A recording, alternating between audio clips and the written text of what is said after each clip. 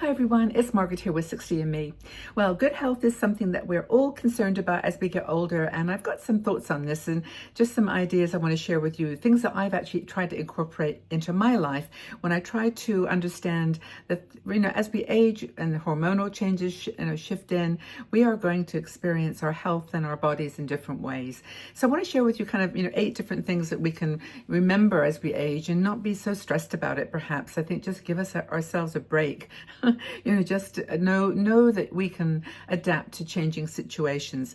We're going to be tired. We've got more or less energy. Perhaps we're going to be gaining a little weight around the waist. All these things that are of concern to us. And I think that sometimes we react in ways that actually harm us more than help. So the first thing is you're unique. Everybody's different, and you can't say something that worked for your friend or worked for this person or worked for this person on a podcast or on a video will work for you. And so I think you need to just embrace that you come to your 60s and 70s with a lot of not of experience for sure, but just like physical traumas sometimes and things that you've gone through. Everyone's different, and I think everyone's genetics are different. So you really can't just judge one. What works for one person is going to work for you.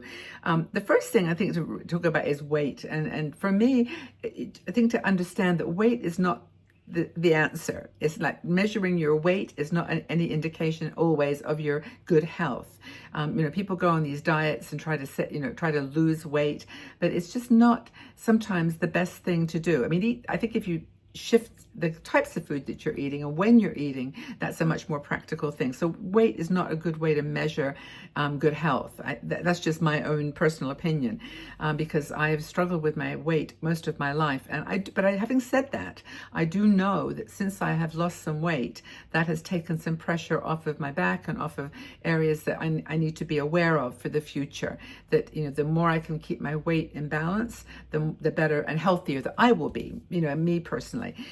Another thing is that health is not like a thing you switch on and off, that you just start the diet, start this regime. It's a lifestyle.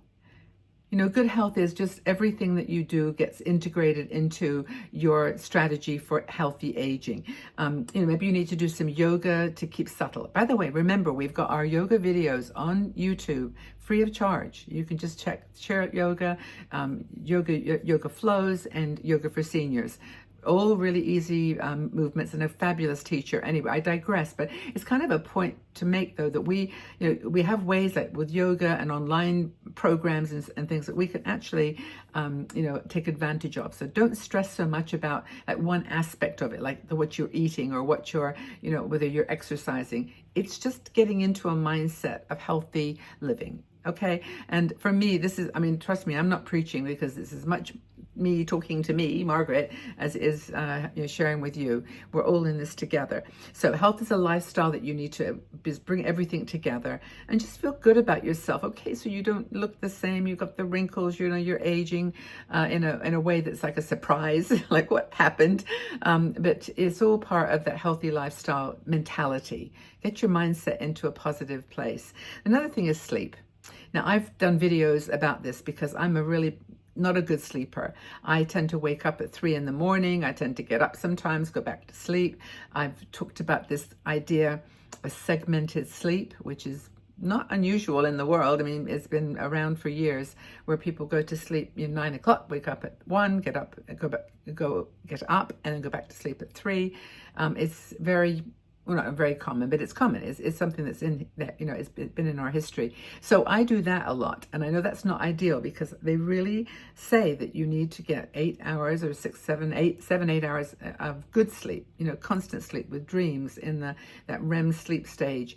And if you have trouble with it, there's some helpers. I'm not a doctor. I'm not prescribing anything here. But if you take magnesium or melatonin, melatonin, I've never, to be honest with you, I've never taken it.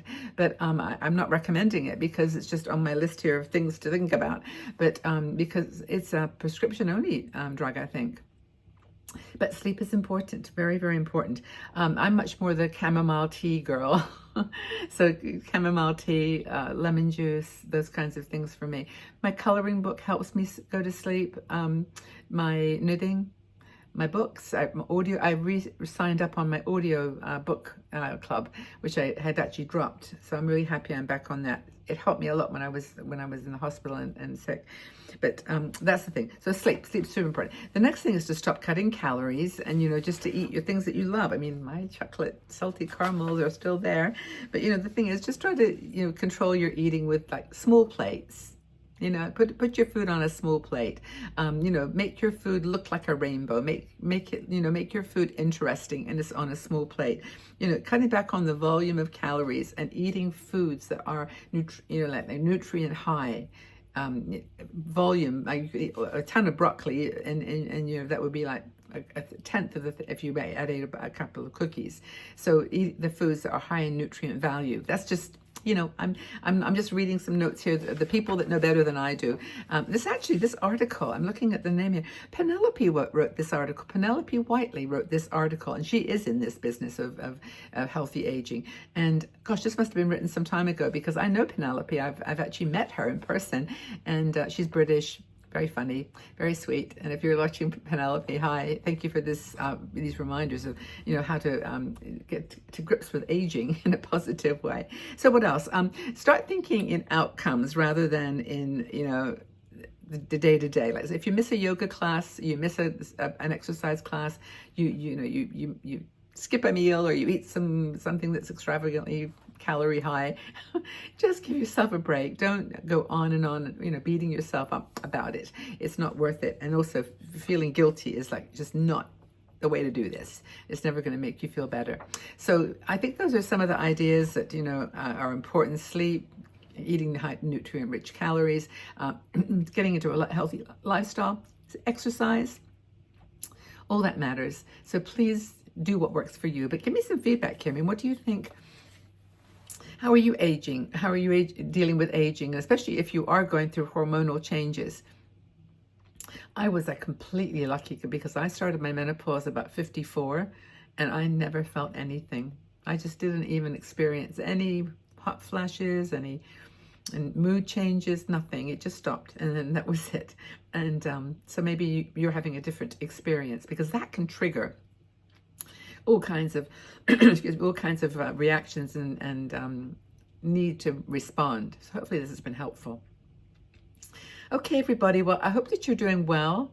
I'm so glad that we're back in the swing of things here with my videos and I'm listening to you, sharing with me your stories. Tell me how you're dealing with this aging process from a health perspective, from a health and diet and sleep and exercise perspective. What are you doing that's making it work for you? We will do our own thing. Anyway, know that you're loved. I appreciate you here. Thank you so much. If you liked the video, would you do me a favor and just like it? Like press the little thumbs up, that little thing down below, because it helps us, YouTube to share our content with other women in our community. It's like Facebook and all the other channels now that, I've got 260,000 people here in our subscribers on my channel, but YouTube doesn't feed it to everybody. So if you want to make sure you see it, make sure you put us down in those notifications first, and just like the video. It'll just keep coming on your For You page on YouTube.